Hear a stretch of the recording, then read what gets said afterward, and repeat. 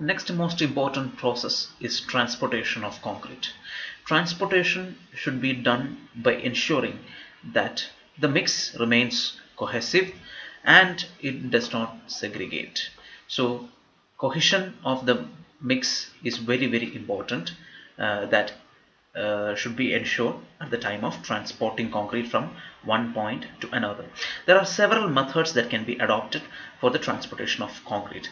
Mortar pan is a conventional technique, but it is very labor intensive. Wheelbarrows can be used for the transportation of concrete from one place to another. Sometimes crane or bucket and rope way is used. This technique is used especially when it is required to transport concrete at a higher elevation. Belt conveyors are also used very rarely. Chutes are also used. This is a chute to transport concrete from a higher level to a lower level. Now skip and hoist is another technique which being used. This is a skip and hoist where you want to transport concrete from the ground level to a certain elevated position. Now transit mixers, you may be aware of transit mixers. This is a transit mixers wherein the concrete from the batching plant is transported to the work site by transit mixers. The concrete is always kept in a state of agitated motion. Now pumps and pipelines are used these days to transport concrete very easily using pumps and pipelines. The next step is placing. Concrete should be deposited as far as possible to its final position itself to avoid rehandling. So rehandling should be avoided. By rehandling I mean it should not be disturbed subsequently. The collision of concrete with the reinforcement or formwork should be avoided as far as possible.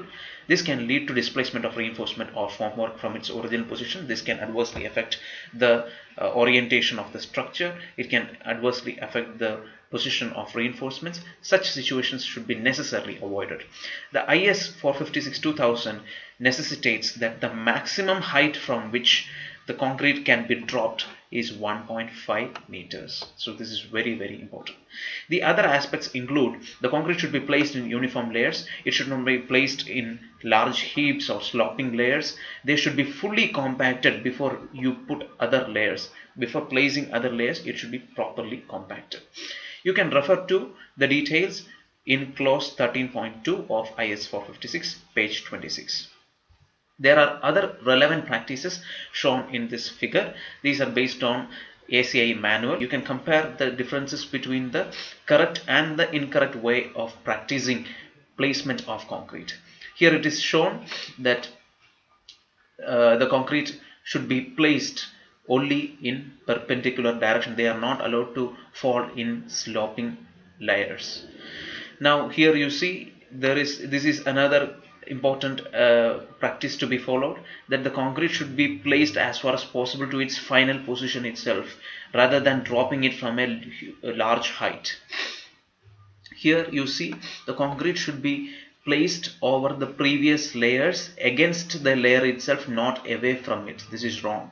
Here the concrete is being placed away from the original layer. Compaction is of dire importance. It is very important step.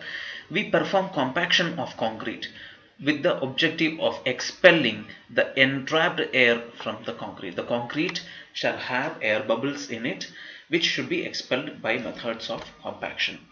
By compaction, if the air is not removed fully, the concrete can result in loss of its strength. The strength is adversely affected if the concrete is not fully compacted. You can also refer to the clause number 13.3 of IS 456, page 26 for further details. Insufficient compaction can result in reduced strength, we already discussed. It can also result in the permeability of concrete. Concrete should not be permeable at any instant. By permeability, we mean the concrete can allow fluids or liquids to pass through it.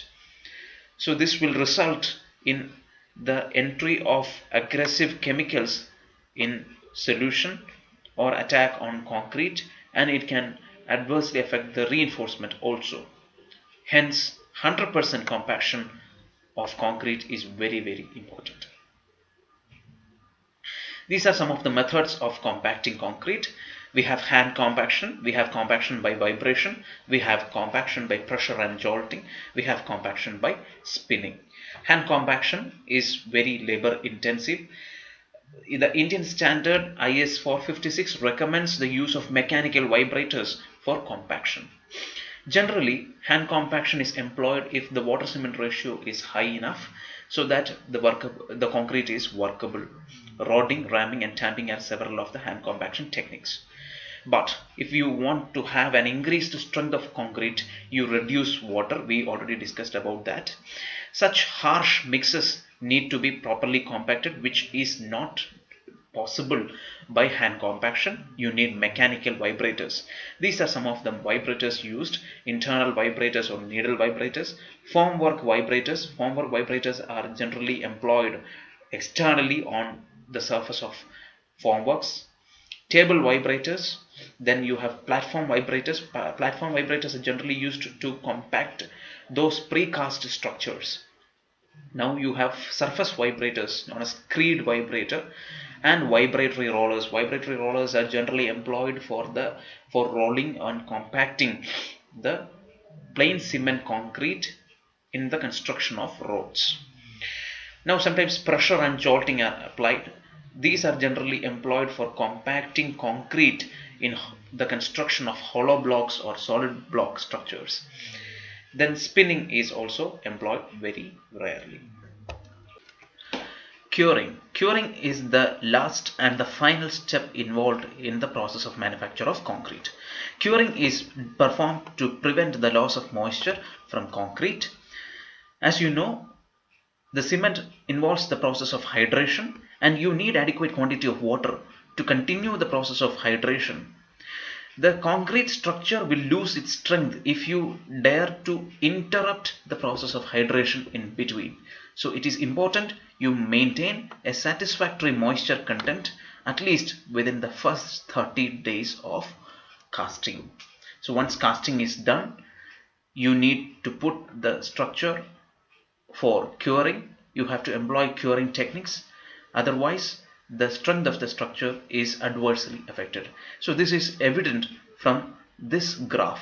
You see, this is a graph which shows the relationship between the compressive strength and the age after casting. Here we are having two specimens, two samples. The first is a continuously moist cured sample and the other one not subjected to curing. It is continuously in air.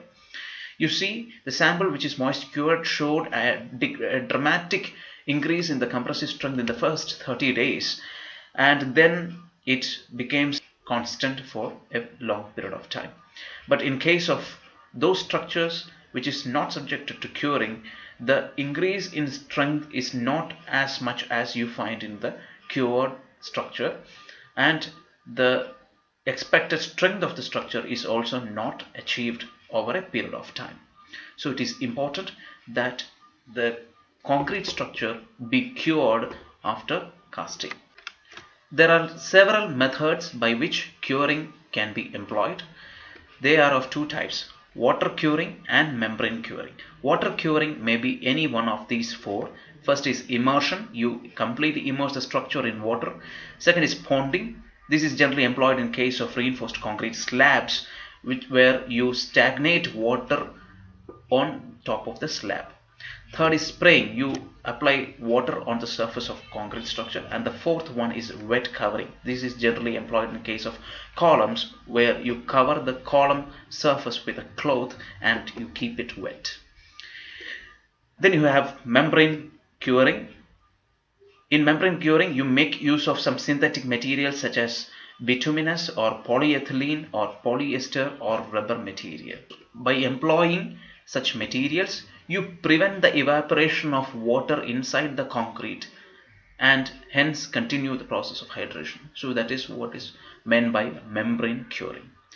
As per Indian standard IS 456, the curing of exposed surfaces of concrete shall be done from the date of placing of concrete for a period of at least 7 days if ordinary Portland cement is used, for 10 days if mineral admixtures or blended cements are used in concrete, and for 14 days if concrete is exposed to dry and hot weather conditions.